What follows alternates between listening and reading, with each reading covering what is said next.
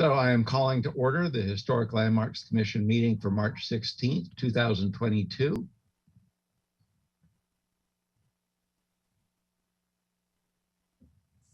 Roll call.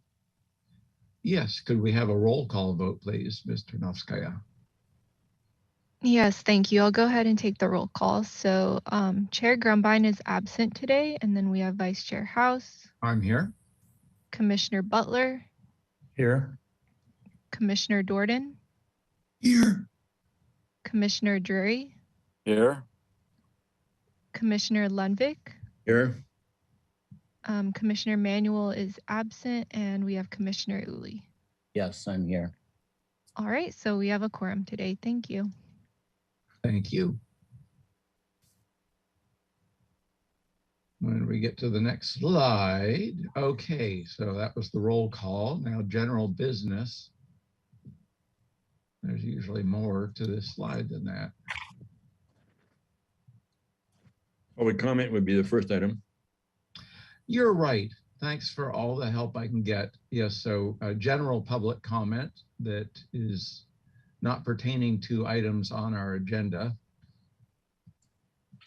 Yes, thank you, Vice Chair House and Commissioners. So at this time, if any member of the public would like to speak on an item not on today's agenda, please raise your hand to indicate that you would like to speak and I will call on you. So at this time, it looks like we have 2 raised hands for general public comment. So I'm going to go ahead and start with Rick Clausen. I'm going to send you an unmute request and you will have 2 minutes to speak. Thank you, Madam Secretary and Mr. Chair and the board. I would like the full commission to review the current Maritime Museum project that was approved by the consent calendar or at the consent calendar meeting.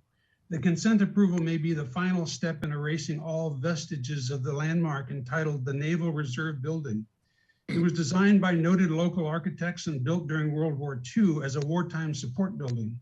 It is perhaps our most significant local example of architecture within the Works Progress Administration, and it was conveyed to the city in 1993 to be landmarked with stipulations most confined to retention of external or exterior features. Unfortunately, this is the 3rd enforcement case on this property since 2019. There has been a slow but steady degradation of defining features of the landmark. The photo that accompanies the 2016 significance report shows what appears to be a naval rocket launcher. It is now gone. It may have been a war era armament, but certainly defined the building's original use and was potentially contributory to its landmark status.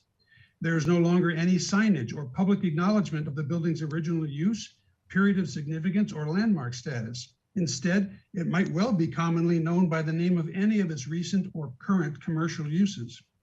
The decorative iron window grills with the United States seal, which are stipulated to be preserved in the 1993 Memorandum of Agreement with the Navy, are obscured by benches, get this, moved from the upper patio the applicant now wants to refurnish with more seating. In sum, the building has lost almost all of the context to its original identity, its use, and historic significance.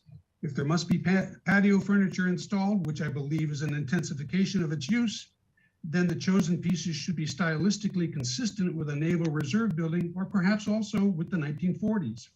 No furniture should be allowed to obscure the stipulated window grills or other defining features of the original building. Thank you. Thank you, sir. All right, thank you.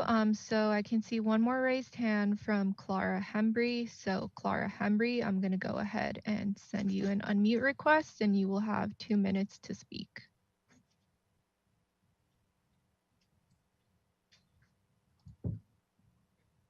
All right, Clara Hembry, I sent you the unmute request. If you can go ahead and accept it, you should be able to unmute yourself. All right, it looks like you're unmuted, Thank you. Please go ahead. Okay, thank you. Sorry about that. Thank you, commissioners, and also secretary. It has come to my knowledge that the houses at 1514 Garden Street and 1520 Garden Street were purchased by Edward St. George with the intention of demolishing the historic homes to build an apartment building. For whatever reasons, the project was thwarted or otherwise postponed. We moved in a little over a year ago, signing a lease that made it very clear not to disturb the paint, as the paint underneath was lead paint, such is the case with older buildings. When we moved in, the exterior of the 1514 Garden Street house had just been power washed and was going to be painted. We thought that since the demolition and apartment building project had been halted, that the painting would surely be completed very soon. Apparently, there was a misunderstanding with the painters and they stopped their work. The house is still unpainted. Having already been power washed, we've been exposed to the same lead paint that we were warned about in our lease this entire time. If we were told not to disturb the paint as to not expose ourselves to lead, then what gives Edward St. George the right to leave us living in such toxic conditions? Edward St. George has breached our lease by leaving the building unpainted. Several tenants have requested for the beautiful home to be painted, but all requests have been met with either silence or excuses for inaction. The reason for my comment today is to share our story in hopes of putting effort into the upkeep of these wonderful icons that complement Alice Keck Memorial Gardens right across the street. Although these homes have been modified into apartment units, it is historic resources such as these that give the opportunity to people who otherwise wouldn't have the opportunity to live in an old Victorian full of character, which adds to the friendliness of the city. It's a wonderful experience. It opens a world of creativity, uniqueness, and keeps our Santa Barbara charm alive. What will be the fate of other Victorians that have been modified into apartments? Are they also on the execution list? Please stop Edward St. George. Thank you. Thank you very much for your comments, and we appreciate them. Unfortunately, it's not something we have a direct purview over, but I hope that somebody in the city can help you get more information. Okay, any more public comment? You're muted, Mr. Novskaya. Thank you. So at this time, I don't see any more hands raised for general public comment. And I did want to acknowledge that we received written correspondence from George Nix and Anna Marie Gott. And with that, I'll turn it over back to you, Vice Chair House. Thank you very much. I will close public comment. And next is approval of the minutes of the Historic Landmarks Commission meeting of March 2nd. So moved. Am I looking at the wrong thing? Oh, no, I'm not. That's correct. Yeah, okay, all right. Anybody have any corrections or comments on those minutes? We probably need a second. I'll second that. Okay. So motion by Drury, second by Dorden. Any comments or corrections? No. Seeing none, then I will call for the roll call vote. All right, thank you, commissioners. I'll go ahead and start with Commissioner Dorden, Yes. Commissioner Drury, Yes. Commissioner Butler, Yes. Commissioner Lenvik. Yes. Yes. Thank you. Commissioner Uli, Abstain. Commissioner Manuel, Abstain. and Vice Chair House. Yes, All right, so the motion carries. thank you. We will move on to item C, approval of the consent calendar of March 16th, 2022. I'll move to approve the Okay. consent calendar. Thank you. Motion by Uli. Is there a second? I'll second that. Second by Dorden. I should observe that probably that public comment on the consent calendar this would have been the appropriate time, but so noted. Let's see. I guess what I should do is fill you in on various items. Well, actually, staff, you would generally Yeah. read. I can read that into the record. Okay, thank you. Sure. Item A, I'm sorry, I didn't get the address, was for 113 Harbor Way. The action was for project design approval and final approval with project compatibility findings and landmark findings made. Item B was for 524 Chapala Street. The action was to continue the item indefinitely to the full commission with comments. Item C was for 812 Garden Street. The action was to continue the item 2 weeks with comments. Item D was for 931 Anacapa Street. The action was to continue the item 2 weeks to the full commission with comments.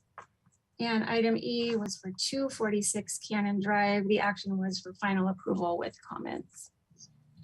Okay, starting with 113 Harbor Way, I will advise you that this received PDA at the previous review, and I think there might have been some public comment. There was some public comment received prior to this meeting having to do with the appropriateness of furniture with the landmark designation.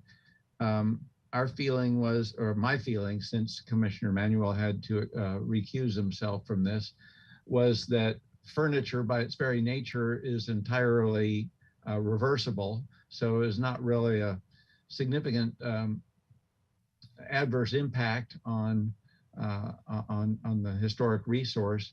And I had been to the site and satisfied myself that you really had to be looking for this furniture to see it because it's surrounded by hedges and not all that obvious.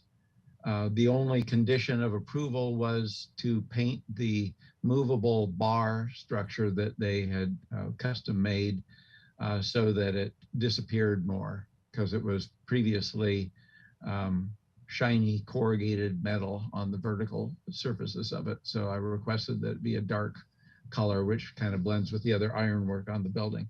So that's what happened with that. Let's see, Ms. Burkhart, could you run through the item numbers and addresses again? The one on Chapala, what was that? Sure. 524 Chapala was item B. Okay, that was continued to the full board. That was the Jewish Community Center, I believe it's called, which was a split face block structure.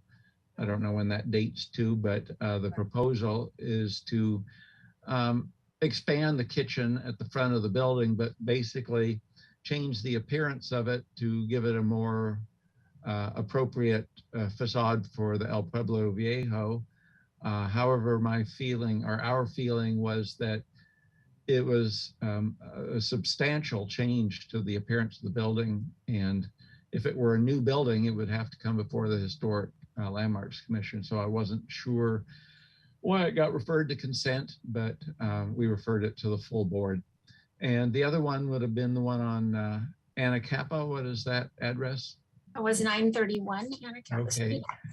This is one that we reviewed, if not the last consent calendar, the one before, the satellite bank building that has ATMs, et cetera, and lots of sandstone. Beautiful installation, really celebrates that corner. And it was proposed to remove the sandstone adjacent to the sidewalk because they needed to widen the accessible ramp to meet current requirements. And they proposed to face that with artificial stone. And Commissioner Lenvik asked me at the last meeting what the outcome was, and I represented that I said that it was a non-starter in Santa Barbara. So I expected that they would return with something more respectful of Santa Barbara, and instead they want to stucco the underside of it and remove even more sandstone. So I decided it was appropriate for a return to the full board, since opinion had been voiced on it before. So that's all I have to report. So let's see, did we vote on the consent calendar yet? I don't think so.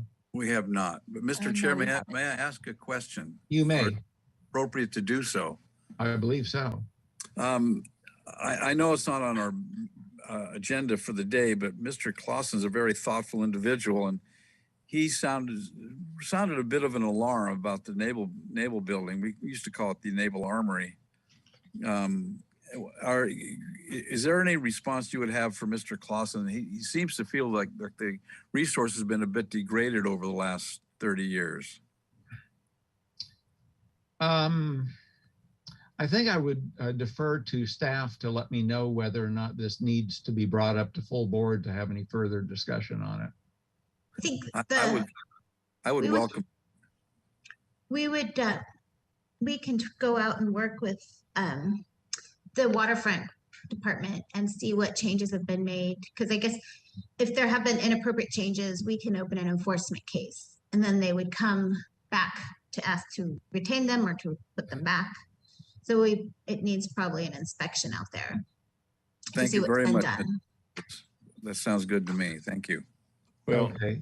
Mr. Drury, Yes, there is no reason that the board cannot ask that this be brought before us. I mean, if your concern about it is sufficient, there's no reason why we couldn't ask that this be brought before us at, at our next meeting. well, I will do so right now then. I'd like to see that. And as I say, Mr. Clausen, I think we all know him and very thoughtful individual, and he's sounding an alarm in my opinion. So I think I'd like to have some action in front of us, please. I just would observe first, though, that maybe these are two separate issues. One is whether we can approve the application for this furniture versus open an enforcement case to verify if there are other outstanding violations that need to come here. But do we need to bring the furniture up to the full board is the question. And I'm not really worried about the furniture. It was the other points he made. I think, as you say, furniture can be taken off in a cart. Yeah. But it was anyway. That would be a different case. We would need to open a new case because that's not part of this application. So Okay.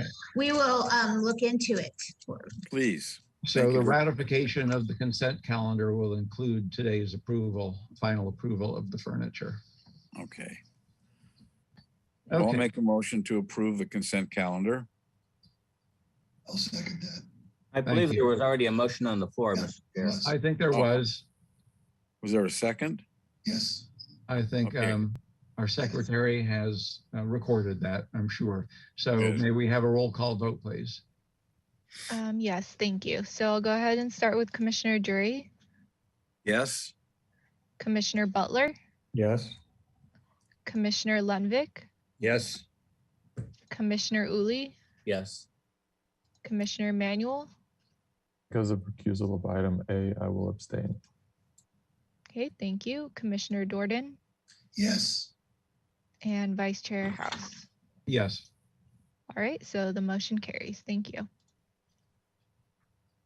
And for future reference, Commissioner Manuel, I believe all you need to do is state that you recuse yourself from that one particular item and not the entire consent calendar because of that item.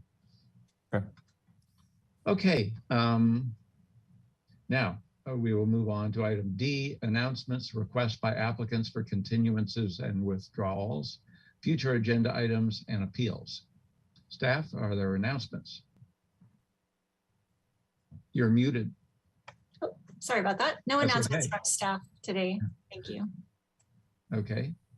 Anybody else have any announcements? Well, my question would be if there is a concern about the Naval Armory and the staff says they will initiate a review, should we not put this on the agenda so we don't forget about it?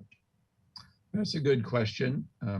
Ms. Hernandez, do you, or Ms. Burkhart, do you recommend that we agendize this for discussion? So typically when we open an enforcement case and find something that's been done that was not approved by this commission, we send them the enforcement and give them a certain amount of days to come in and apply for it to be replaced or ask to keep it removed if they removed something. And that is when it comes before you with the application. So we give them a time limit to bring it in. So that's typically how it gets to you. We usually don't agendize anything that doesn't have an application. I understand. And I guess that Commissioner Lenvik's concern is keeping this on our radar. So can we just count on you to report, you could at least report back to us after you have some more information on it. Yes, I'd be happy to report to you as soon as I find out what's going on over there. I was just going to send an email over to the waterfront department because they own the building. It's owned by the city. Okay. To a degree, it reminds me of the Paseo at 9 East Figueroa Street. We rejected very definitely the temporary chain link fence and asked the applicant to come back with an immediate solution. And we have heard or seen nothing from them. And it just kind of goes by the wayside. Now, I realize that several of our members have met with the Public Works Department regarding this, but we still have a very ugly access point on West Figueroa Street that abandoned Paseo. And I think we deserve to see something there that will live for the 2 or 3 years before we get a permanent solution. So I would say, why don't we get that back on the agenda? Ask Public Works to do something in response to our prior request. Well, I will respond to that, whether under announcements or subcommittee reports is more appropriate, but we just had a meeting there this last week. I expressed my opinion that I thought that what they're proposing was going to get pushback from HLC, but it was concluded that that should be the next step, that they should come back to HLC to see what the reaction is and proceed accordingly. I share your concern about the Marburg fence being up and could be for another couple of years until the project is approved and built, but I don't know what we can do about that. Well, we can keep pushing for them to respond positively to our concerns for the aesthetics of the entry to that Paseo on West Figueroa. And maybe there'll come a time when the city council will sit up and take notice. And they might then ask the staff to respect us a little bit and deal with us in a professional manner. Well, maybe the appropriate thing to do is to press the applicants to commit to a timeline when they come back to HLC next time, so that we have something documented as to what's agreed for a timeline. Okay, are there any subcommittee reports? Mr. Chair? Yes, Commissioner Drury. You just gave the report. I'll just briefly fill in.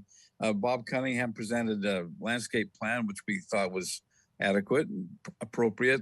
The suggestion to water the trees along the wall of the old printing building, and I think that'll be done. But I think my impression is that they're sort of negotiating in good faith, but I suspect that the wheels of city planning grind very slowly, if they grind at all. So I think Commissioner Howes and I are both waiting for the next shoe to drop, so to speak, when they come before the Historic Landmarks Commission.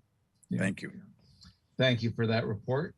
I will report on the Plaza de la Guerra Advisory Committee.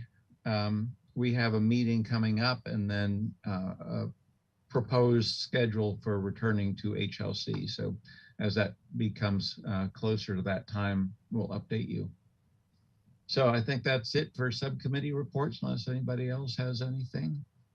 We'll move on to, I guess, our first agenda item, which will be 1201 Los Alturas Road.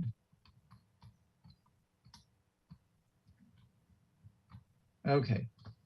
This is a miscellaneous action item, a public hearing. It's review of nomination and photographs and public hearing to consider adoption of a resolution to recommend to City Council the city landmark designation of the Casa de Cuatro Vistas, including the main house designed in 1919 by Carlton Winslow, FAIA, in the Spanish colonial revival style, the mid-century modern studio designed in 1959 by Edwards Pittman, and landscape elements. All reports and memos can be viewed at the City of Santa Barbara's website.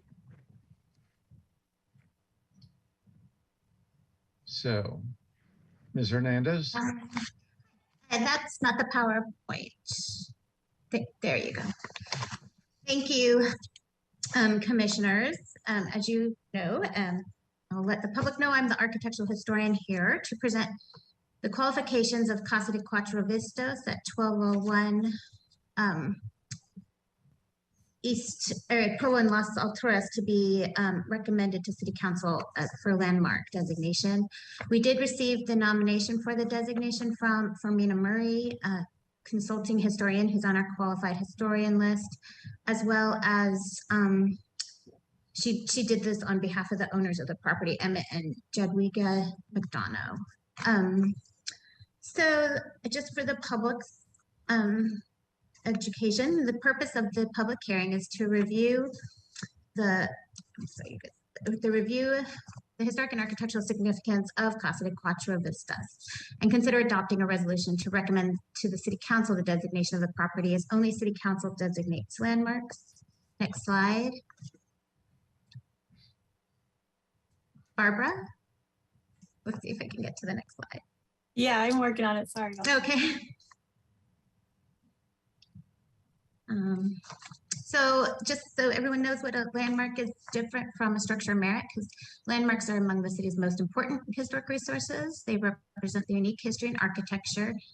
Again, designated by City Council, they are protected from demolition.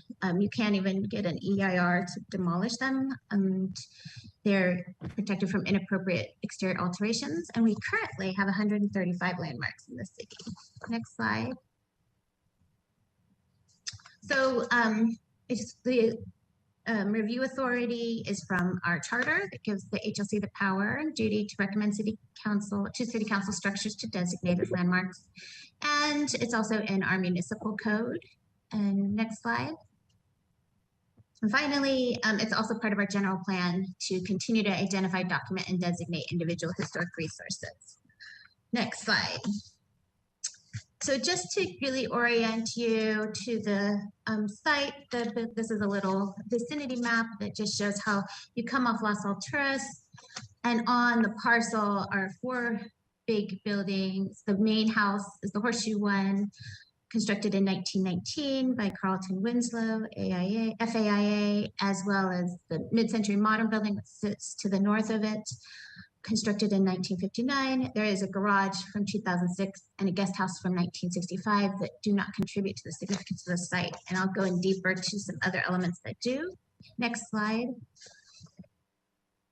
So just to start, we'll start with the main house, again, built in 1919. It is located on top of the Riviera. It was carefully situated to be among the live oak trees and take views of the 4 views of the mountains and ocean. And that's why it's called Cuatro Vistas. And does have high integrity. It does have a few alterations that happened in the past, and I always start with integrity. So we do have on the south facing gable, there are a few windows that were widened and arbor installed, and an open porch off that wing that was enclosed in 1955 by Peter Edwards to make a library.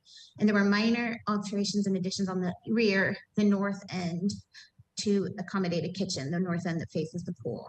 Despite the alterations, we did find that the house still retains enough of its original features and does have high enough integrity to convey its 1919 appearance. Next slide.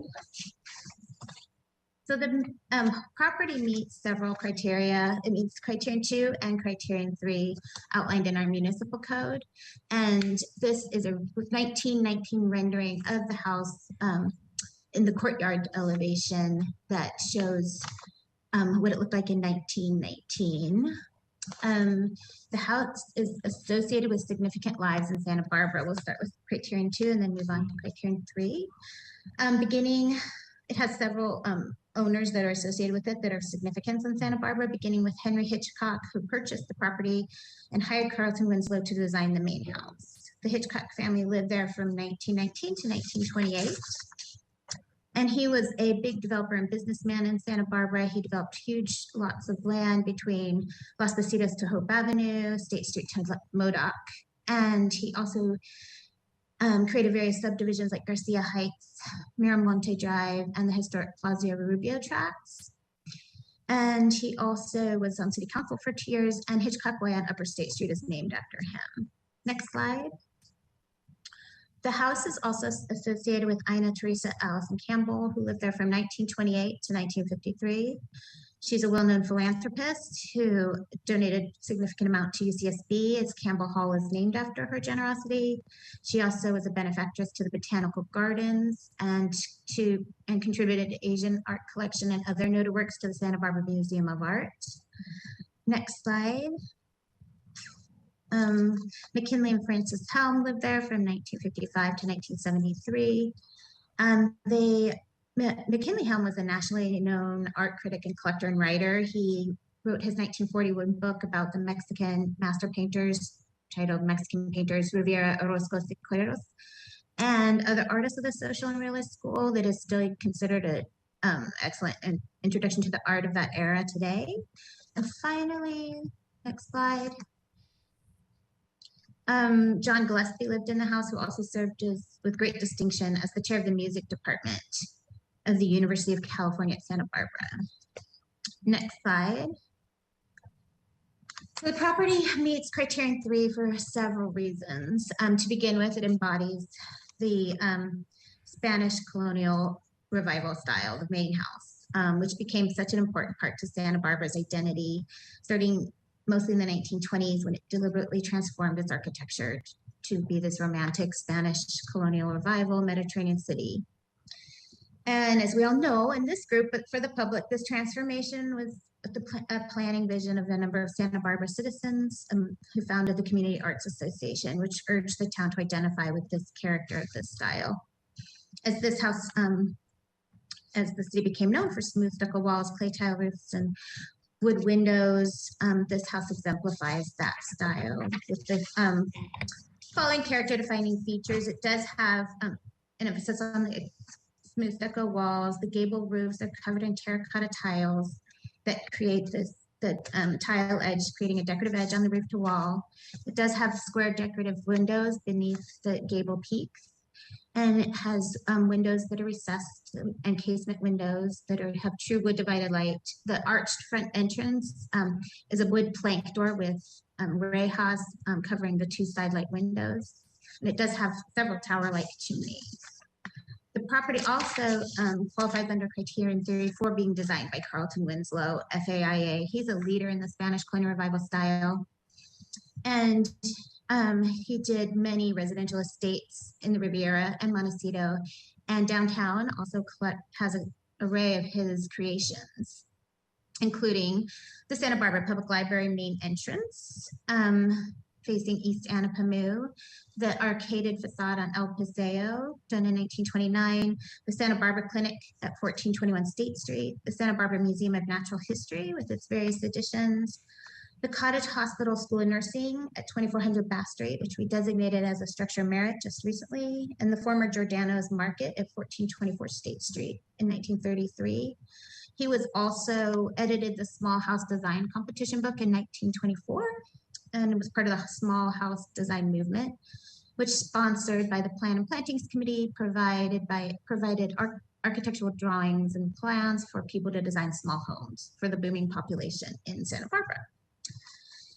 So next slide. So the house and the property feature really extensive sandstone from 2 different eras. And we know that the ashlar cut sandstone that you see in this photo was from the 1919 era, when the stonemasons in Santa Barbara really always cut everything in the nice square pieces. And you see on the downside of the driveway, there's a pier and cap wall railing. Whereas on the upside, holding more of like a retaining wall, they have the solid wall with the ashlar cut caps. Next slide.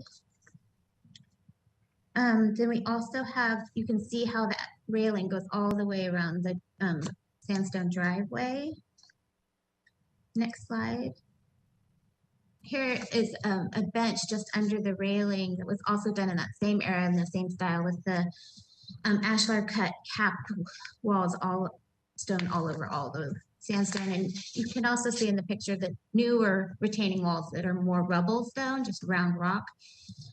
were done later in the period of the property. Next slide. This is a little milk delivery, sandstone milk delivery box that's right along the driveway. That's pretty unique. Next slide. And these are the two entrance piers to the driveway made out of sandstone. And final slide. Here's another example of a newer sandstone wall. You can see the difference between, this one doesn't have the hand cut cap wall. And you can just, so as we all know that Santa Barbara sandstone is quarried in Santa Barbara area. And we had a cadre of really talented stonemasons who quarried and built the infrastructure of the city with our sandstone, and is a character defining feature of all of Santa Barbara. Next slide. So we did include a site plan to try and color key some of the key elements of the sandstone. So the red is where you have the rock with the ashlar cap. And then the pink is where that railing, the ashlar, the pier and cap wall railing came in. The yellow is where the round walls, the round rock was. And this also shows, here's the pool, here's the mid-century modern studio, here's the U-shaped 1919 building. And these cut out in blue are the early garage, the 2006 garage and the guest house that are non-contributing. We also noted that the pagoda is here on the south corner of the lot, as well as some of the more mature trees on the site. It's a huge site with a lot of trees, but they do have an oak tree grove here right in front of the mid-century modern studio, and a mature oak tree here by the roundabout, a mature melaleuca tree, and a mature Podocarpus graciola tree. And Justin, if I mispronounce those, you can correct me. Oh, he's not here. Oh, shoot. Okay, next slide. I'm here. Oh, you are here. Okay, good. So I just wanted to go over the mid-century modern studio. As it was designed in 1959 and added to the site, but it really captures the mid-century style. It was designed by the firm Edwards and Pittman, which was founded in 1957 by Peter Edwards and John Pittman. And it's, you know, World War II really reversed the pattern of these period designed architecture, like the Spanish colonial revival, and it became popular, that was popular in the early 20th century. This studio demonstrates the modernist influence architectural style, a style not common in Santa Barbara. Its style is representative of this brief period post-World War II, where Santa Barbara architects introduced new non-Spanish influence architectural themes like rectilinear flat roofs, metal and glass compositions with open plans, smooth wall surfaces, and no decorative detailing that characterize the style. It took advantage of new materials brought about by the modern industrial civilization and was a major goal of the mid-century modern architects. They demonstrate innovative new style on the landscape of mid-20th century America. And the design of the studio expresses the character, defining this style, showcasing three prominent characteristics: a clean minimalist aesthetic, an emphasis on bringing the outdoors in with the open glass, and the presence of the angular wood structures.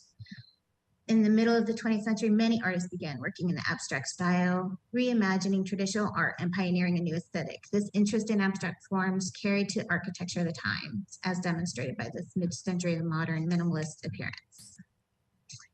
So I just want to go to the next slide and show you a couple more views of the studio. It also has a monochromatic brick wall or square stone wall that is typical of the mid-century modern. And here you can, in the middle slide, you can see how they have this angular element, decorative element just leading you to the door that is mimicked in the angular elements off the side elevation. Next slide. So also on the site is a Japanese pagoda that, although we don't know the date of the actual installation, we think it's from Ina Campbell's time owning the property because of her interest in Asian art, and she created lots of the gardens that you see today. Examples of the style of roof that's on the pagoda can be found in Japan, known as Tohoto. These pagodas have a lower roof, which provides shelter, and an upper roof, which gives the appearance of an additional small story. But it's not accessible. And the flying corners originated in Asia, meaning they ward off evil spirits, since it's believed devils cannot walk over a curved roof. The roof is copper, and the wood portion of the pagoda is redwood. Next slide. I just have a few pictures of some of the live oak trees. On the left is the big one by the driveway, the roundabout that you come in. And here's a picture of the oak tree grove. There are quite a few. Like, they purposely put this in a grove of oak trees, this property. So they're all over. They're really beautiful. Next slide. The owner pointed out to me this large Melaleuca tree that he thought was significant to the site, as well as, next slide, the Podocarpus gracilor tree, which is next to the pagoda. It has real ferny leaves. Next slide. So at its meeting on March 1st, the HLC designation subcommittee considered the nomination and made some recommendations to the preparers, and recommended it be forwarded to HLC for consideration of the landmark designation to council. And that concludes my presentation. Thank you very much. I know the preparer of the report is here as well. So great. So that would seem logical that she would be the next to present. Ms. Murray? Okay, thank you very much. I just want to add to the great presentation by Nicole. Major lots of thanks to Mr. and Mrs. McDonough for calling me to come and help them with the nomination.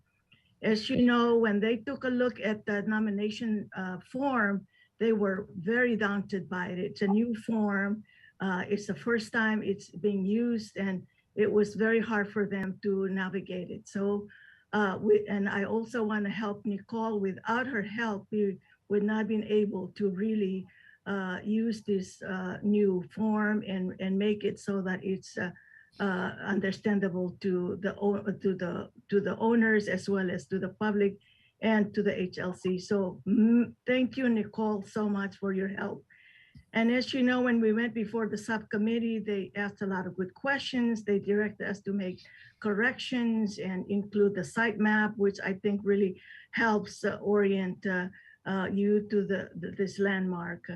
As you can see that the house and the property and all the elements that are being landmarked stand on their own history. This is nothing fabricated by anybody. It stands on its own history as the finest example of a landmark. And without further comments, I just will strongly hope that the commission will pass a resolution to designate this landmark. It's one of the very few ones that have come forward from the owners. This is not a city instigated report. It's from the heart of the owners. And I hope you will also give them a chance to speak. Thank you very much for you, Nicole, and thank you, the commission, for your deliberations, and thank you to the subcommittee for helping us make it a much better report. Thank you. Thank you very much. I have a question for staff. Should we have a report from the designation subcommittee next? yeah, I think they could say a few words about what their recommendations were. I Okay. think Commissioner Uli chairs the committee. Thank you, Vice Chair House. In general, the subcommittee found this to be an excellent example of Spanish Andalusian architecture and a great example of Winslow's work in particular. The added bonus of having the mid-century studio by Edwards and Pittman also adds to the uniqueness of the property. I would note that John Pittman became a fellow in 1988, so you should make a note of that in the record. And we fully support the nomination as a landmark. Thank you very much. Who is your fellow on the designation subcommittee? Is that Commissioner Dorden? Yes, it is. Do you have any comments? Yes, I would simply endorse the previous comments and add that, to my mind, it's an outstanding example that brings together the work of prominent architects, some master craftsmanship, and a series of sophisticated clients so that it meets multiple criteria. Thank you very much. Commissioner Lenvig? Also was on the committee. And I'm sorry, there's a lot of paper shuffling noise. it's me, I'm a shuffler. Ah. One of my requests before this was finalized at the Landmarks Committee was that a more precise and detailed site plan was provided. And Commissioner Lenvig, we'll get into that. I think that if the presentation is concluded, we need to get public comment next. Okay. fine, you asked for comments from the committee and I was a committee member. I did not know that. I just thought there were two. So please tell me what you had in mind. I'll put it off. Okay, thank you. All right, so I will open this to public comment. Mr. Novskaya. Yes, thank you, Vice Chair House and Commissioners. So at this time, if any member of the public would like to speak on item 1, please raise your hand to indicate that you would like to speak, and I will go ahead and call on you. All right, so at this time, I can see one hand raised for this item from N. Martin.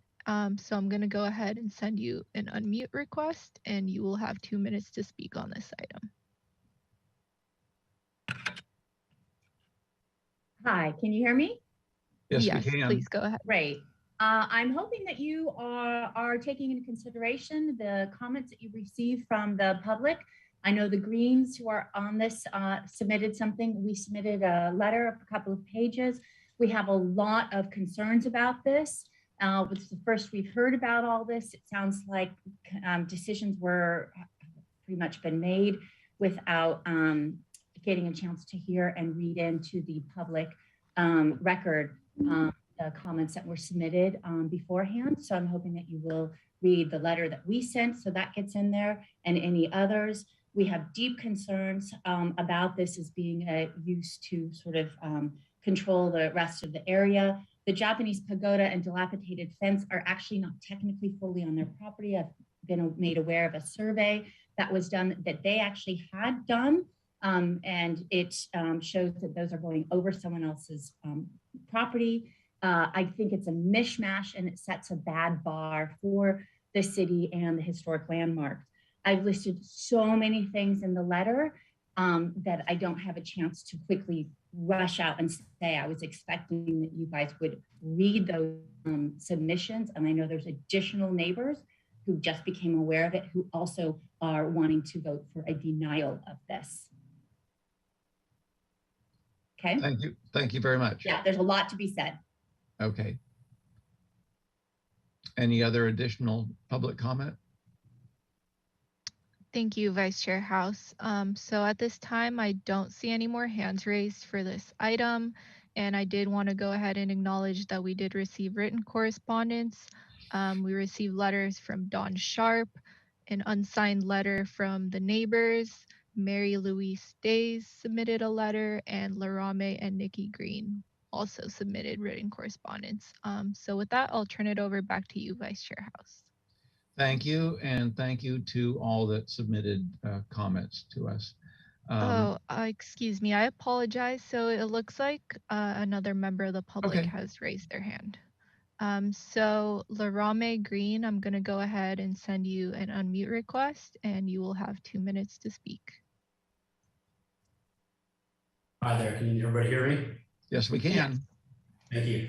So I wanted to mirror my neighbor's sentiment about the project. I think we were notified with short notice. Didn't really give us too much opportunity to educate ourselves on the situation at hand. And I too think the lack of cohesion of all the different architectural styles noted seems to contradict what a historical structure should be. And I don't really understand. I try to look real hard on the website to figure out what the difference between a structure of merit is in a landmark. And I really couldn't find too much information to differentiate those two. To me, it seems like the structure of merit was kind of like the first step and the landmark was the second, and we're just jumping straight to a landmark status. And if that's the case, that concerns me. I think it's important to also note that, you know, there have been legal cases that have been taken up against neighbors in the neighborhood that should be concerning, because we're concerned that in the future this could happen regarding the status. There's a lot of stuff surrounding that. Also, just of note, the pagoda is being claimed as being Chinese and Japanese in two different parts. On the nomination form, section 7.I, it's said it's a Chinese pagoda.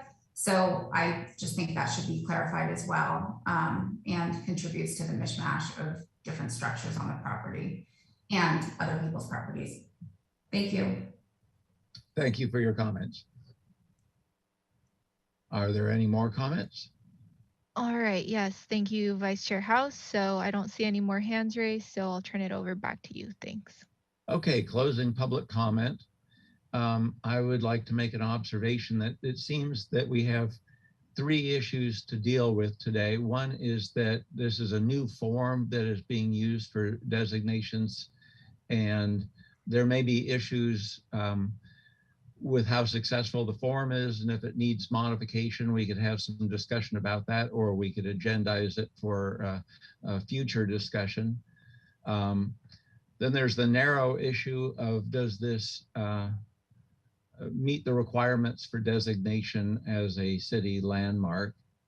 And there's the issue of all the public comment and the appropriate venue for discussion of that. And I would observe that all we do is recommend to the city council designation as a landmark, and that might be the more appropriate venue for those concerns to be aired. And actually, number 4, I would be interested to know what kind of public noticing is involved in a situation such as this. Some of the neighbors commented that they only learned about this recently, and maybe there needs to be a better procedure for letting neighbors know about this process earlier in that process. So I will open it up to questions from the commission. Did you want me to answer the public notice? Certainly. So our ordinance outlines that we do a 10-day public notice, and that's how all projects are noticed as well. So we did the 10-day public notice that we do for all noticing as per the Santa Barbara Municipal Code. And that was addressed to all neighbors within a certain distance from the property? Yes, 300 feet. Yeah. Mm-hmm. Well, that is our standard noticing timeline. And so I can understand that some people would feel like that was just yesterday to them, and a lot of effort needed on their part to come up to speed, but that would, I suppose, necessitate changing our noticing procedure, or maybe it could be adjusted for landmarking or other designations. I don't know. Well, they'll get noticed again when it goes to council. Yeah, they do exactly. 10 days as well. Yeah, exactly. Okay. If that concludes what you have to say, then I will open it up to questions from the commission.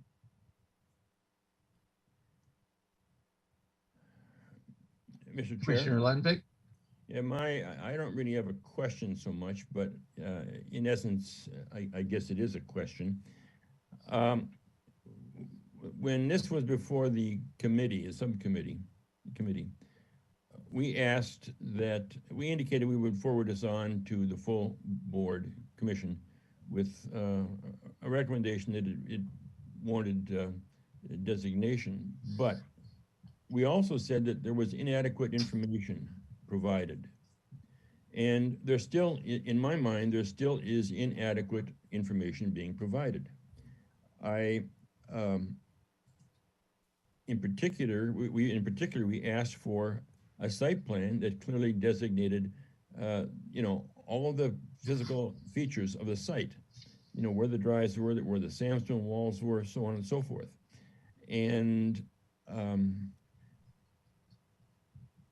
what we have now is really an inadequate sketch, even though sketch is the term used on the application. It's an inadequate sketch to designate, for us to be able to designate those areas of the improvements on the site which warrant landmarking versus those that don't. Also, we don't have a floor plan or building plan that is accurate. I mean, the application indicates that there were 2 additions made to the house, but those aren't reflected in the site plan, and there is no house plan to help us along figure that out. So I don't feel that we have adequate information yet to warrant designation or recommendation to the council for designation. Also, when you look at the exterior elevations that are on at page 23 and try to see those same elevations in the photographs, you don't get them. I mean, there really is no photographs of what I would guess you call the east elevation of the house. It just isn't there. And if you look at right there, I mean, for instance, those additions there are not shown in either the site plan or a house plan that would indicate, you know, that that's a later addition. And if you look at that elevation in and of itself, you might say, does that warrant landmark status? Contrary to what the staff's, you know, opinion is, I look at that and say, I don't know that that warrants landmark status. It's a modified structure. If you look closely, the whole house has been remodeled. I believe that the roof tiles are not cap and pan. They're a single piece tile. And there are other things about this, you know, application which seem to be inadequately describing what we're going to have. And I think there ought to be a photograph of all of the elevations of the house which are reflected by the elevations on the drawings. And we don't have that. So I don't see how we can act on this with the inadequate information that we've got. It has not been supplied to us as the committee asked. Even something as basic as a north arrow. You look at the 2 plans and there's no north arrow. You don't know which way is up or down on this application. It's grossly inadequate in my opinion. Thank you. Thank you very much. Actually, before we proceed with questions, even though that was more of a comment than a question, I'm reminded that Chair Grumbine had submitted some comments by email, and it's requested that I read those into the record. So staff, can you put those up, or do I need to pull up my email? Oh, I think you'll need to pull up your email because I don't think Mary has them. Mary's running the screen. Okay. Exit full screen. Sorry. That's okay.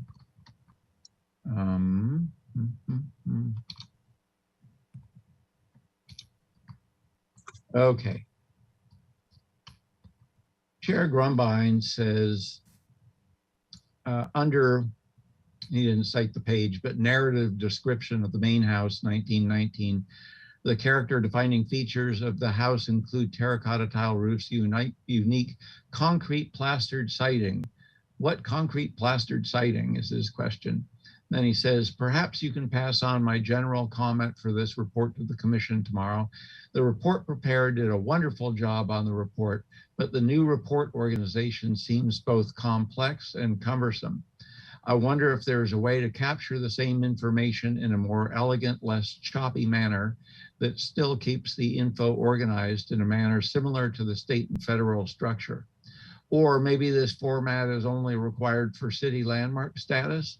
Perhaps we can see how a few more of these play out, get feedback from those who prepared, worked with the reports, and have a further discussion about potential changes and improvements. That concludes his comment. So we will continue with questions and or comments, I suppose. Did you want me to clarify that question he had about the? Certainly. So Carlton Winslow wrote really extensively, and Fermina put the quote in the report. This was new for him, at least, to work with concrete, and he called it twisted metal, meaning rebar. And then he coated it with plaster, and even talks about how he mixed the plaster to look more patinaed. But that's what the plastered concrete statement came from. Okay, maybe a citation would be useful in the report, as you just clarified what was meant by that.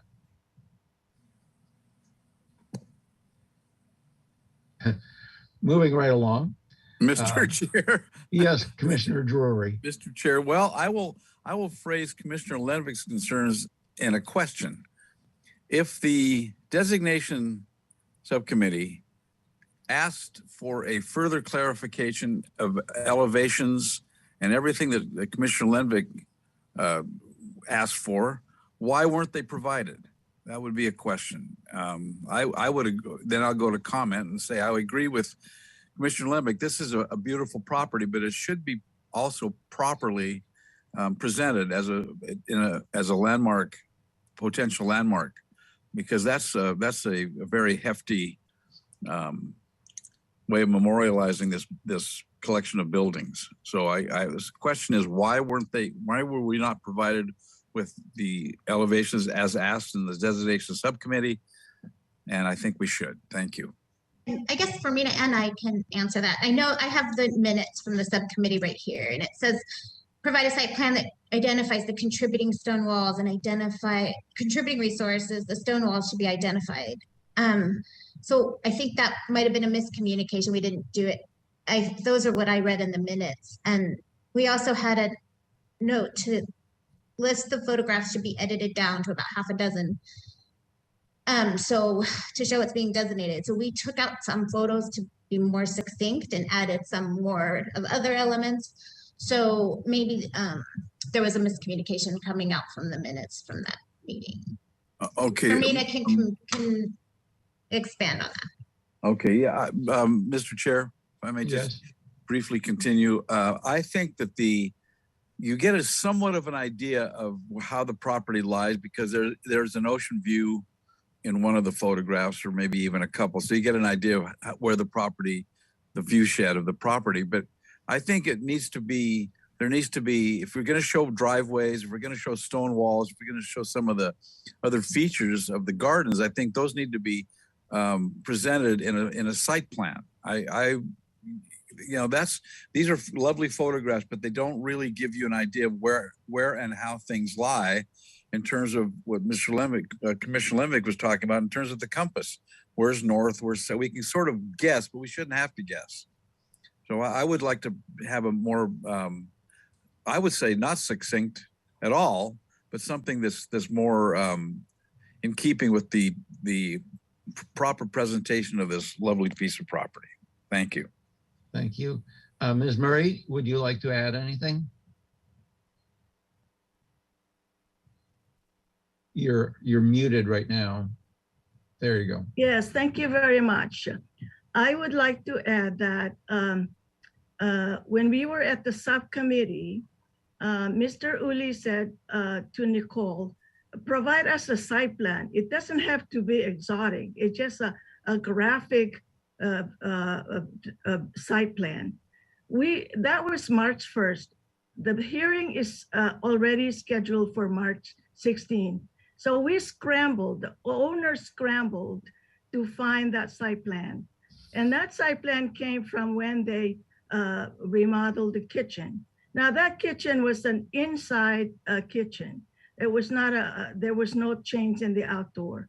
When Nicole and I researched this building, we went to the city archives.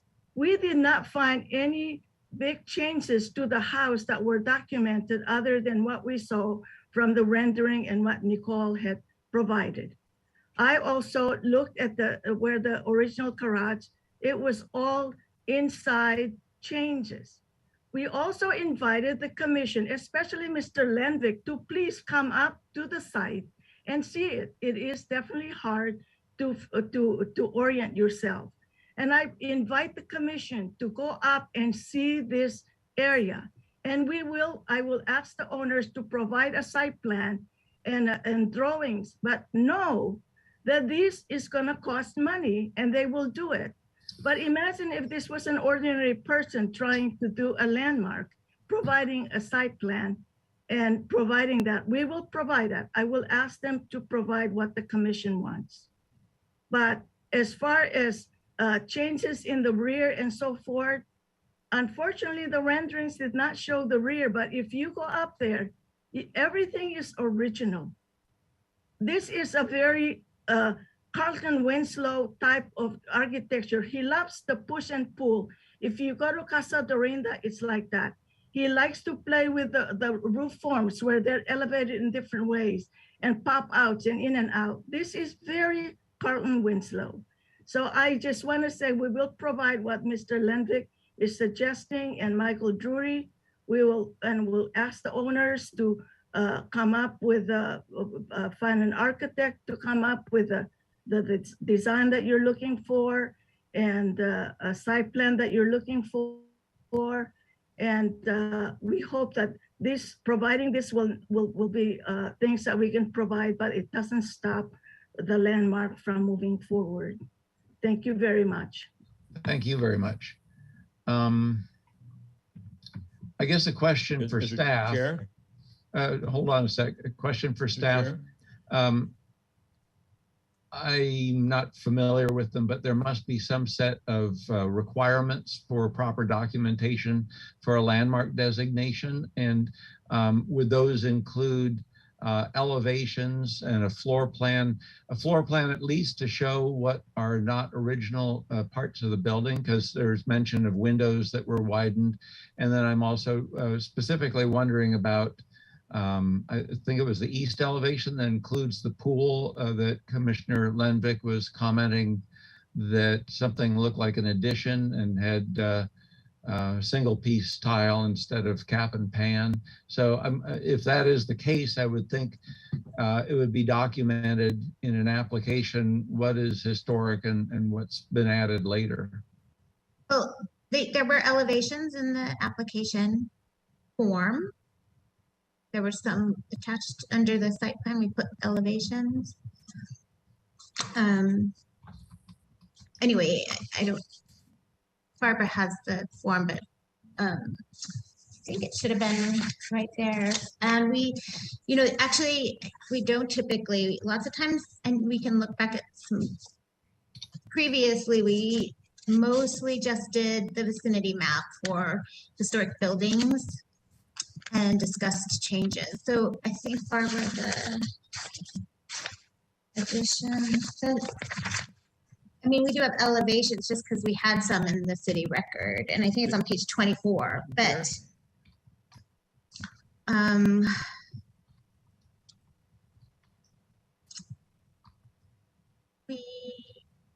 Nicole, do you know which, is it in the photos or the nomination document?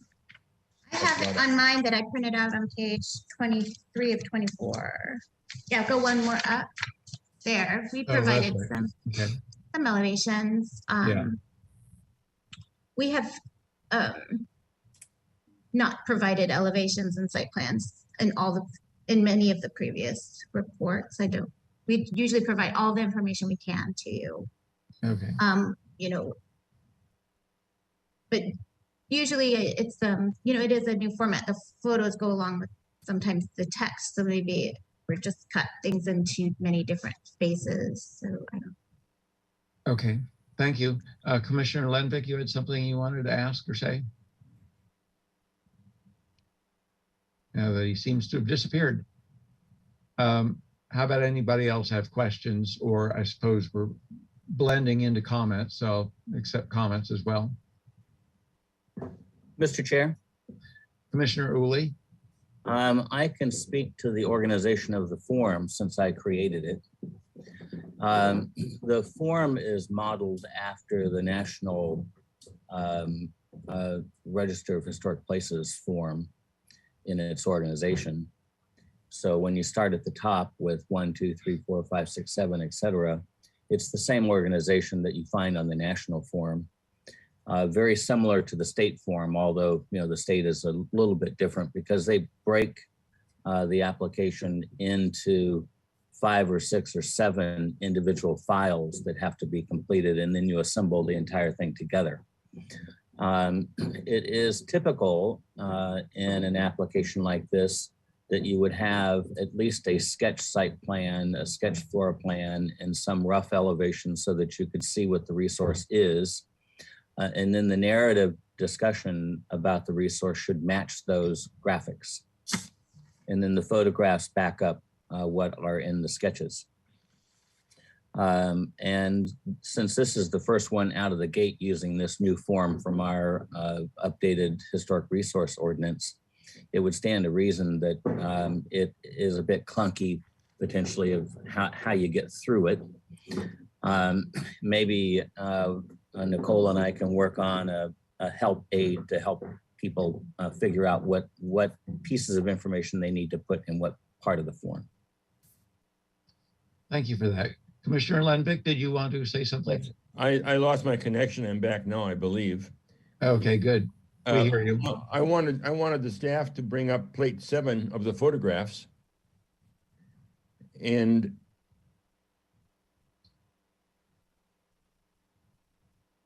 one more.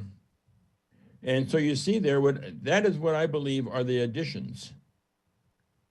They indicate that they're in the northeast elevation. Unless I'm having a problem reading drawings, that really is probably the south elevation. But those, I think, are 2 additions in the center of the photograph aren't shown any place on the plan. And this is what concerns me, is that we are getting bad information passed off as, landmark quality support, and it's not. And we need to have a good site plan. We need to have a floor plan. We need to know when these additions were, that have been added, when they were added, how they're, what part they play in the context of the whole site. And I just don't think that the information is there right now for us to move on this. Thank you. Other comments? Mr. Chair. Commissioner Jordan. 2 comments. It seems like there's 2 issues here. One is the application complete, and 2, does the work merit designation? As far as the completeness of the application, I was on the subcommittee, and I will confess to some disappointment in the sketch site plan that was submitted. And I would agree with the arguments that the application needs additional work to be complete. It's important that these kinds of documents be complete, and so that somebody who's never been to the site can read them and understand from the material presented what's going on. As to, does the project merit designation? I am still convinced that the project does merit designation. And in that regard, I would have a comment about some of the neighbors' concerns regarding detrimental impact on their property values and restrictions on the future use of their property. I do not find those arguments persuasive, and I do not find those arguments consistent with the history of what landmark designation has meant to buildings and property values. Thank you. Other comments? Comment, Mr. Chairman. Commissioner Butler. So using this, this is one of the questions I had, this particular plate 7, the window box and the components to has already been addressed. This doesn't really show up. It looks like newer construction, and out of what I would expect to see in terms of design, you see it just from the photograph, it appears to be metal windows. The windows don't match, et cetera. The rest of the structure, it looks like what I would call a pop out or whatever. And I'm not clear if, at looking at this, if this is contemporaneous to other parts of the building, or if this is sort of unique and independent on how this particular feature was developed. And I think it would help maybe to include some of those items as well as we look through this We know when was added, what was added. Like I say, this one aspect seems out of context. I'll put it that way. Thank you. Yeah, I would also observe that does look like an addition. I see stucco weep screed. I see the edge of the gable end is detailed differently than the other gables. The roof tile certainly looks newer, right? Et cetera, et cetera. Other comments? Mr. Chair, you bring plate 10 up as well, photograph 10, plate 10. And you question, looking at that, if that is the design of the original architect of the house. Well, and we are informed in the report that some changes were made to windows, so this could be among them. Yep. We don't know that, but I would think that it would be. Well, and actually that roof tile up above looks different, but it could have been just as a result of a re-roof and they had to mix some new in with the old. Well, let's see. Are there any more comments before we? No. Commissioner Manuel. There was a concern raised by a neighbor that the pagoda was not actually completely on their property line through a survey. How, I'm a little lost of how we go about having that a contributing resource and it not being confirmed within the property. That's a good question, I suppose. Initially, I was going to say that I don't think it's our purview, but if we're designating it, then that should be pretty clear that we're not designating something that's partly on somebody else's property. I can look at my city maps and aerials to see if it's, but the city maps are kind of general. They're not as just specific as a site survey. The owners might have a copy of a survey, property line survey. I mean, it was never even discussed before ever that this was not on the parcel. As I tried to address everything that was on the parcel. Yeah. Mr. Chair. Commissioner Lundvik.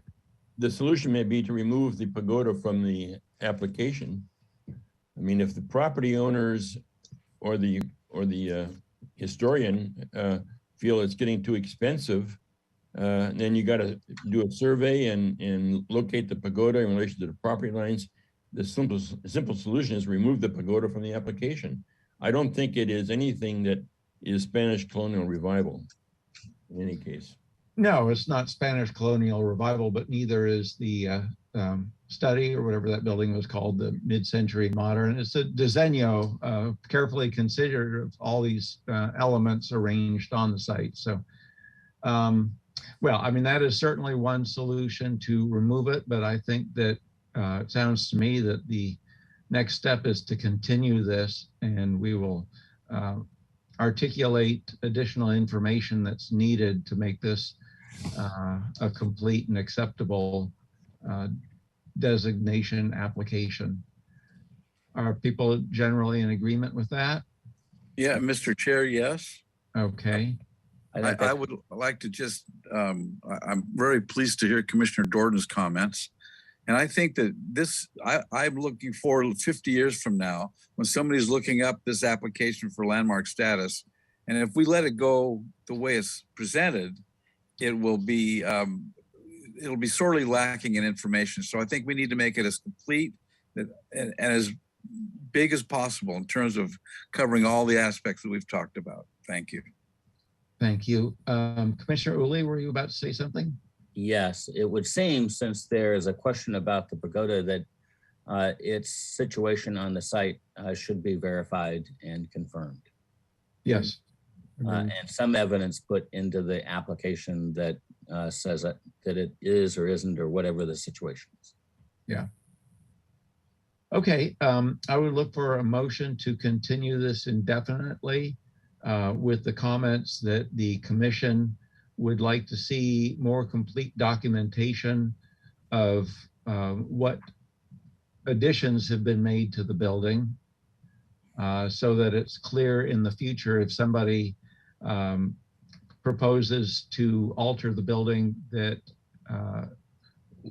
if the alterations are affecting original structure versus more recent additions. So moved. Thank you. And a second? I'll second that. Let's see. In addition, I think, what is that? We need to have a site plan that has the proper north arrow and perhaps a photo key so that we can reference where the photos were taken. Anything else that needs to be? Are we still all looking at landmark designation? There's no question of structure of merit versus landmark. I haven't heard any such suggestion.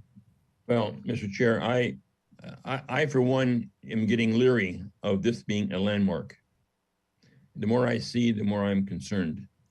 With regard to your comments, I think we need a building plan that reflects the original outline of the house and the additions that were put onto it. I think that building plan needs to relate to what's happening on the immediate site around it. And we need a site plan which is accurate as to driveways, walkways, stone walls, pathways, pagodas, pools, barbecues, trellises, all those things that we're getting little glimpses of in the photos, but never a complete understanding. I mean, when you look at the back elevation or whatever, you see a barbecue and you see a wood trellis element off to the side. I mean, these things ought to show up in plan and in photograph. Agree. Commissioner Landvik, you know, I'm trying to walk a line between requiring more material than is necessary at cost to the owner who is trying to preserve this structure versus making sure we have at least enough information to properly document this landmark. So I know there were elevations included in this proposal. Does that suggest there are original drawings? It didn't look like those elevations were original drawings. And so is there an existing floor plan? I did not find the original drawings. If Okay.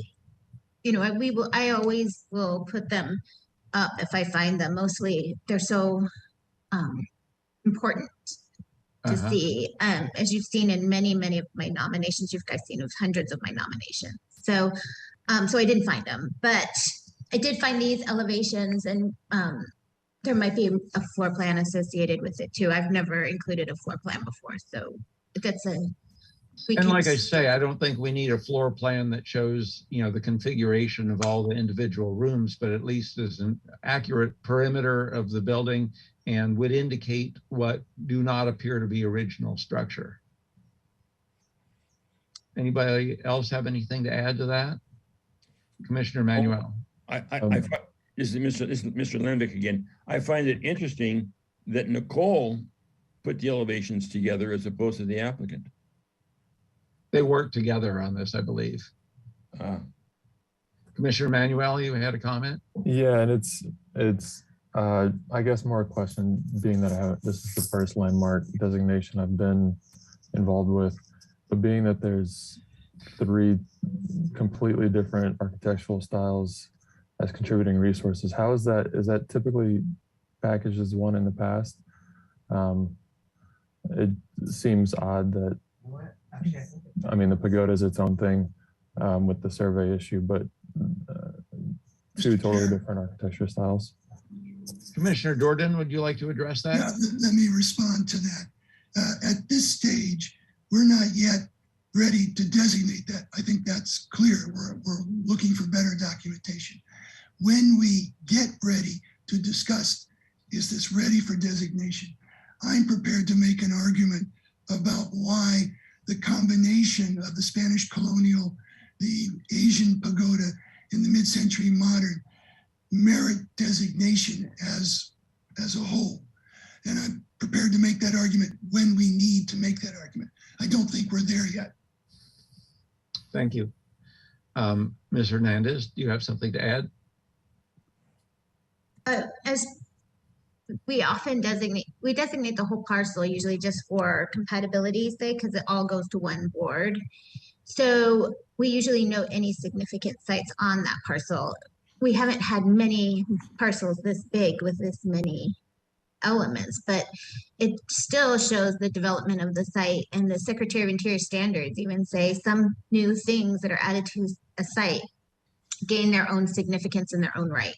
And that's where those come in my opinion, especially the mid-century modern studio, which I think is unique. But you know, lots of our sites are downtown and they're much smaller. So this is a different application than we've seen recently, at least. We haven't seen many.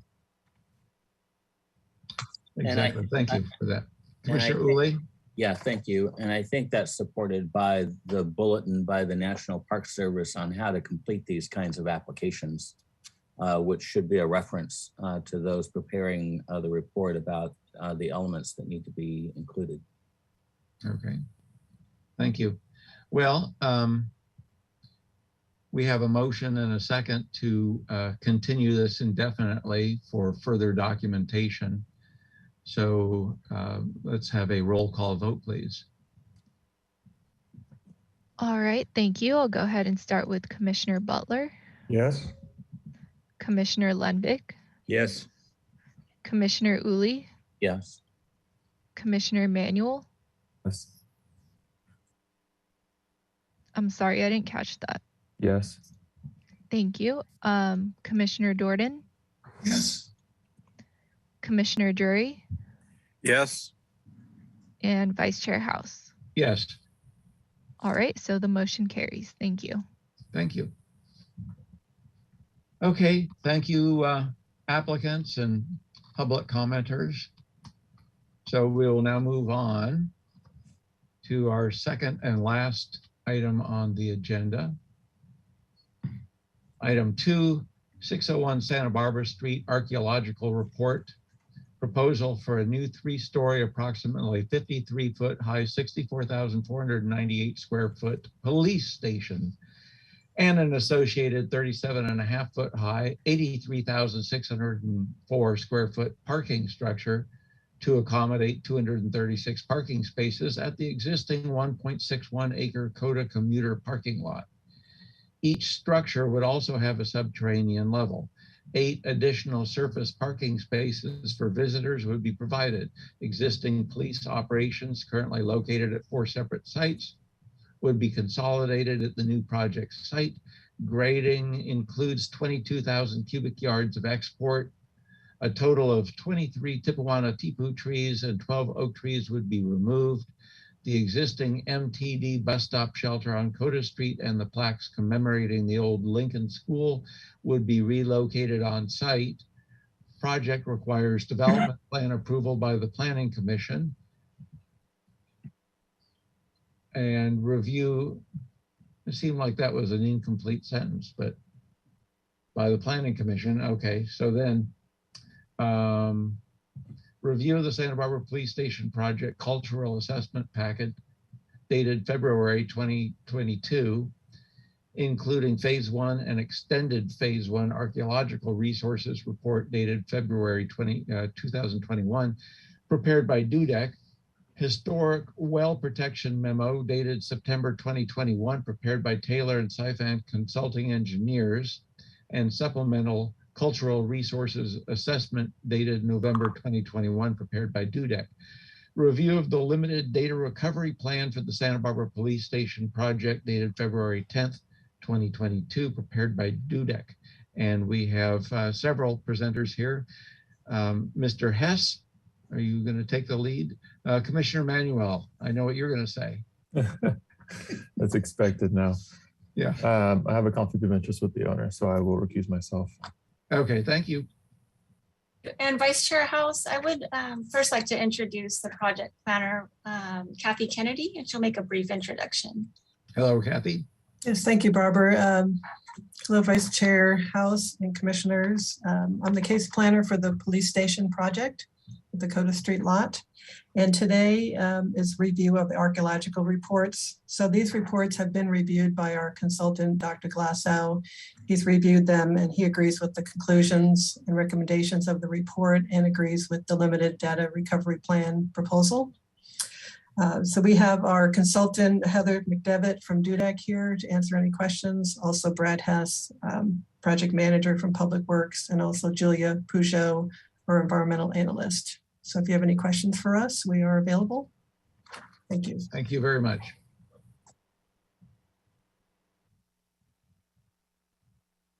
Who's next? So actually, we're just opening this up for questions. Like I said, the consultant's available. So if you have any questions once you've read through these documents, we're recommending that you accept reports both A and B here. And if you have any specific questions, we can answer them. Okay. Are there any, well, actually, I guess if that's your presentation, before we go into questions, we should open public comment. Mr. Novskaya? Yes, thank you, Vice Chair House and Commissioners. So at this time, I don't see any hands raised. I believe that was for the previous item. Someone has their hand raised, but I don't see any hands raised and we didn't receive any written correspondence. So I'll turn it over back to you, Vice Chair House. Okay, thank you. So questions from commissioners. Mr. Chair, it seems just as a matter of record, we should get at least a summary presentation of A and B so that it's in the record of what we're asking questions about and what we're being considered, aside from the limited text in the notice. Agreed. I would agree. That was the reason for my awkward pause, because I was expecting more of a summary presentation. So would somebody like to make that?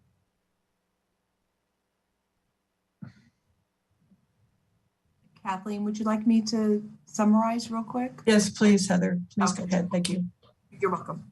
Okay, so we first started our investigation by doing a typical phase 1, where we did some background research, record search, including all of the background research that's required by the city's MEA. And through that research, we discovered that there was a potential for some subsurface intact archaeological resources to exist within the area, all dated to the historic period. There really was no evidence that there would be a prehistoric component, but certainly evidence of a historic nature. That included the potential of some former adobe walls or foundations and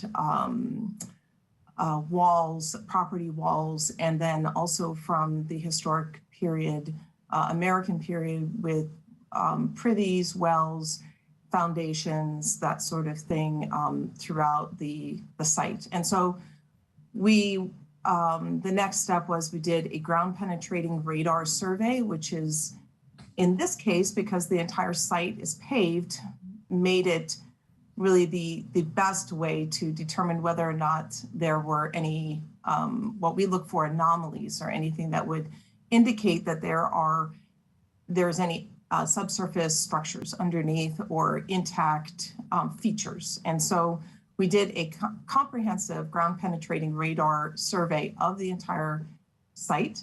A result of that were 3 anomalies that were discovered through the post-processing. And then we did what we call an extended phase 1. So we did testing, actual subsurface digging to determine what those anomalies might be. And as a result of that subsurface testing, we encountered a resource being a sandstone lined well. Because of the nature of the sandstone lined well, and because there are very, very few recorded wells in the area and none that are sandstone lined, we determined that we consider that a significant resource that needed to be protected. The next step then was to determine how to protect that. And the best way to do that is avoidance. That's what CEQA covers, or what the city requires. And other regulations. And so the city worked hard to design and make sure that the well or the resource would not be destroyed. But in the process, it was going to be something we call capped or covered and not be accessed for future data potential collection. And so because of that, the MEA calls for it, and it's also a standard condition that if you cover a resource and it's not going to be accessible to future research, that then a limited data recovery is required. And so that limited data recovery is what was recommended for treatment of the resource. And that is what B is for. So the MEA then requires from the city that a limited data recovery plan be created that includes both a work plan, meaning the methodology and how the data recovery is going to occur, and then also a research design. So what kind of questions are we looking for when we are gathering the data from the resource? And that is item B that was created. And basically it's just exactly what it is, a research plan and a work plan to make sure that the data recovery is conducted in a proper manner. I hope that. Thank you. And since I neglected to ask you to introduce yourself, you're from DUDEC, is that correct? Yes, I am. I'm the senior archaeologist with DUDEC. Yeah. Just for the record. Thank you. Okay, questions? Nobody? Commissioner Uli, please, a question. I don't have a question. Okay. Well, okay, I have a question, Mr. Oh, Mr. I knew I Chair. could count on you, Commissioner. Oh, for McCrory. God's sakes. So data recovery, I assume, involves the measurement of the sandstones, what kind of facing the sandstones, where they came from, how deep they are. I mean, how deep the whole well is, and have you plumbed the bottom of the well? No, that's something that, to be able to know the depth of the well, we may not know that as a result of this. This resource actually is a 2-in-1. So you have the resource of the actual well itself, and then you have the resource that once wells were abandoned, they were almost always used as a place to dump debris, basically, whatever kind of domestic debris, usually domestic debris, if it's associated with a home. And so that's the second resource, is that there will be data recovery of the historic artifacts that are discovered within the well, within the privy, the well. So wells can be quite deep, and obviously we can't dig that deep safely. So we will be digging as deep as we can and still be safe. And so I doubt we will reach the bottom of the well. Okay, thank you very much. Thank you. So you're not going to reach Cabrillo's gold stash that he left behind. We get to share. Yeah, exactly. Commissioner Jordan? I have a question about another aspect of this, the inadvertent discovery of archaeological resources clause, which says that if something is inadvertently discovered, that there's an immediate work stoppage until a qualified archaeologist meeting the Secretary of Interior's professional qualification standards can evaluate that. And my question is quite simple, but are there more than one of those people who would meet that qualification available in Santa Barbara County? Oh yeah, there's quite a few archaeologists in the area, yeah. So securing a qualified archaeologist would not be an undue burden? No, you're talking to one of them, yeah. Yeah. Anybody else have any questions or comments? So is there a motion? Did we already have a motion in a second on the? Not yet. Okay, so I will request a motion for approval of the reports as submitted. So moved. I will make that motion, Mr. Chair. No, you're a day late and a dollar short. I think Oh. Commissioner Uli Okay. made the motion. Would you like to second it? Yes, I will second it. Okay, motion by Uli, second by Drury. Call for the roll call vote, please. Great, thank you. So I'll start with Commissioner Lenvik, Yes. Commissioner Uli, Yes. Commissioner Jordan, Yes. Commissioner Drury, Yes. Commissioner Butler, Yes. and Vice Chair House. Yes, All right, so the motion carries. thank you very much. And that concludes our meeting for today. Been a pleasure.